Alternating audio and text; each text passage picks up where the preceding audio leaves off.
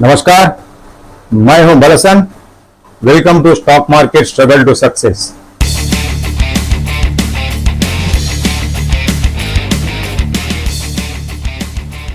Stock market struggle to success में आज हम बात करेंगे बिग बुल राकेश भाई झुनझुनवाला।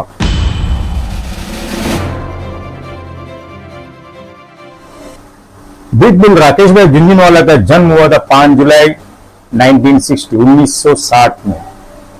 राकेश भाई झुनझुनवाला के फादर इनकम टैक्स में ऑफिसर थे। जब राकेश भाई झुनझुनवाला का फादर अपने दोस्तों से डिस्कस करते थे स्टॉक मार्केट के बारे में, और राकेश भाई झुनझुनवाला सुना करते थे, बहुत बार सुनते थे। और एक दिन उन्होंने जाके पापा से पूछा कि ये जो स्टॉक मार्केट में शेयर में इतना फ्लक्चुएशन क्यों है। तब उनका फादर ने बताया, तुम न्यूज़पेपर जाके पढ़ ले, पता चलेगा। फिर राकेश भाई झुनझुनवाला कुछ समय के बाद पापा से फिर से एक सवाल किए कि मुझे ना स्टॉक मार्केट में इन्वेस्ट करना है। उनका फादर कहा कि अब तुम ग्रेजुएशन कर लो, उसके बाद तुमको जो करना है कर लो। फिर 1985 में राकेश भाई झुनझुनवाला ने 1985 में सीए पास किए, चार्टर्ड अकाउंटेंट किए। फिर पापा से बात किए, पापा को बोले कि अभी मुझे स्टॉक मार्केट में इन्वेस्ट करना है, जुड़ना है, इन्वेस्टर बनना है। उन्होंने बोला तुमको जो चाहे तुम कर सकते हो, लेकिन मेरा जितना भी जो फ्रेंड्स है उनसे उधार लेके तुम इन्वेस्टमेंट मत करना। उन्होंने हाँ बोला। और 1986 में राकेश भाई झुनझुनवाला ने 5,000 इन्वेस्ट किया था टाटा टी में।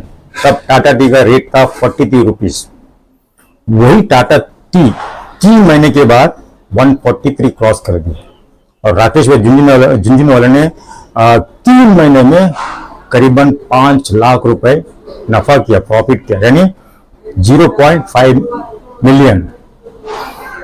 फिर उनके बाद राकेश भाई झुनझुनवाला ने 1986 से लेकर 1989 तक करीबन 20-25 लाख स्टॉक मार्केट से इनकम की, प्रॉफिट किए।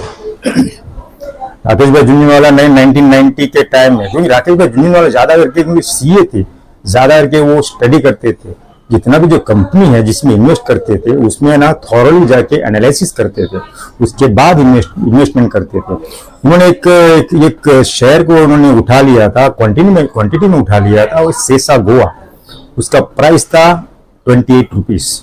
वही सेसा गोवा आगे 3-4 महीने के अंदर 65-70 तक क्रॉस किया था। और राकेश भाई झुनझुनवाला ने सेसा गोवा से बहुत लाखों में पैसा कमा लिया था। और तब 1990 के टाइम में, उस टाइम में जो 1990-91 के टाइम में वीपी सिंह गवर्नमेंट था, तब जो फाइनेंस मिनिस्टर थे मधु दंडावत थे। पता नहीं राकेश भाई झुनझुनवाले को कैसा कोई टिप मिला था कि ये जो फाइनेंस मिनिस्टर उस टाइम में जो बजट पेश करते थे फरवरी 28 तारीख को, और 28 तारीख एक दिन पहले उनका जो मिसिस ने कहा कि घर में एसी लगा दो। उन्होंने राकेश भाई झुनझुनवाला क्या बोले, कल का बजट होने दो और मैं दूसरा दिन मैं तुमको एसी लाके फिट कर दूंगा। अब जैसा बजट का अनाउंसमेंट हो गया, 10 बजे बजट स्पीच चालू कर दिया मधु दंडावत ने लोकसभा में। जैसा उन्होंने जिस कंपनी के बारे में उन्होंने जो टैक्स रिलीफ के लिए अनाउंसमेंट किया, उनका जो शेयर जो था कुछ 200 का करीब जो शेयर था वो फट करके 300 हो गया। देखिए उस टाइम में जो है ना, ये जो आज का जैसे जो कंप्यूटर नहीं थे, उस टाइम में रिंग में जाके सौदा करना पड़ता था। वहां पे रिंग में ABCD में लोग जो जॉबर लोग खड़ा रहते थे, और वहां बोलते लाओ बोलते हैं कि वो लाओ यानी शेयर, वो जो वन साइड बायर।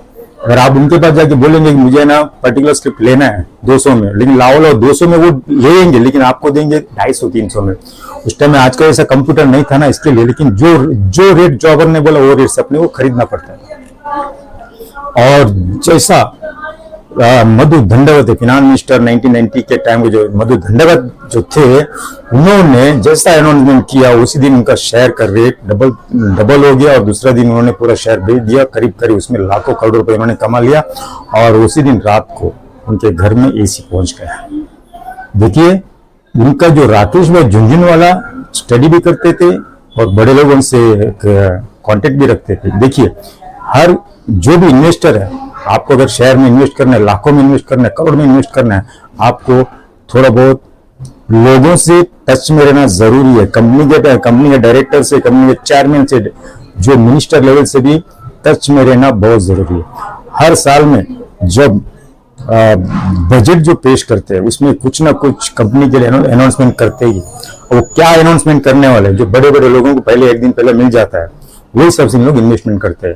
यही था राकेश भाई झुंझुनवाला के पास, इसलिए उन्हें लाखों करोड़ रुपए कमाए।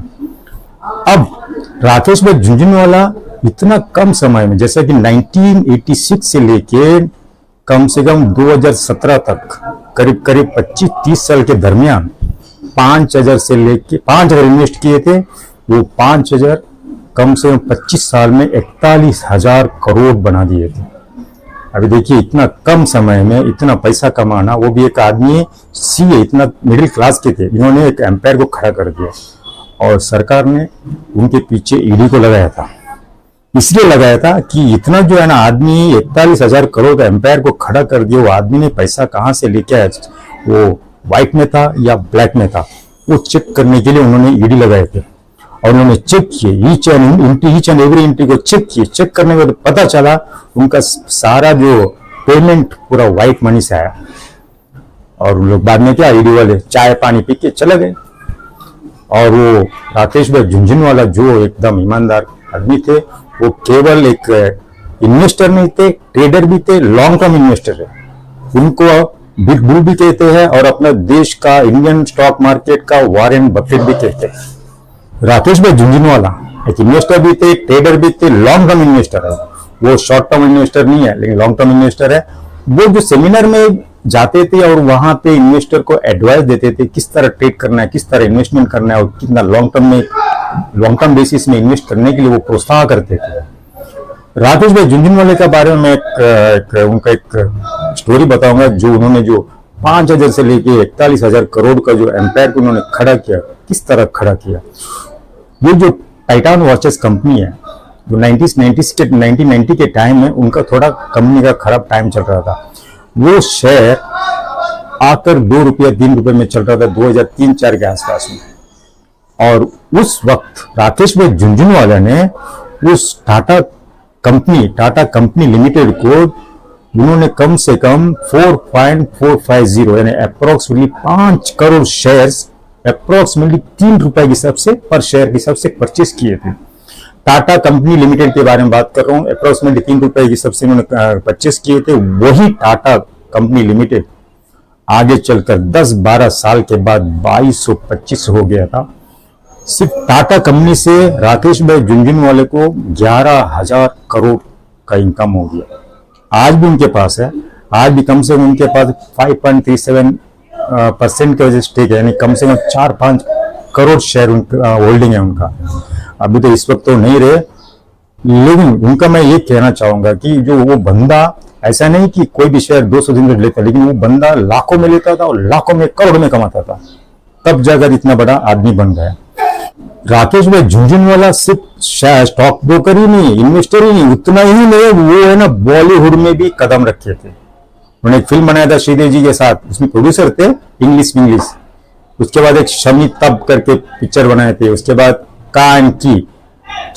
वो उसमें ना अर्जुन कपूर और करीना कपूर थे, लेकिन वो फिल्म बॉक्स ऑफिस में इतना सुपर डुपर नहीं हुआ। फिर भी वो आदमी ने इन्वेस्टमेंट किया था फिल्मों में। फिर राकेश भाई झुंझुनवाला ने एक अक्षा एयर करके फ्लाइट शुरुआत किए थे, वही खुद प्रोमोटर है।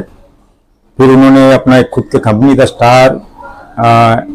Star insurance and allied computer करके एक इंश्योरेंस कंपनी उन्होंने बनाए थे। उसमें भी उनका कम से कम 8-10 करोड़ का उनका 8 to 10% उनका स्टेक है।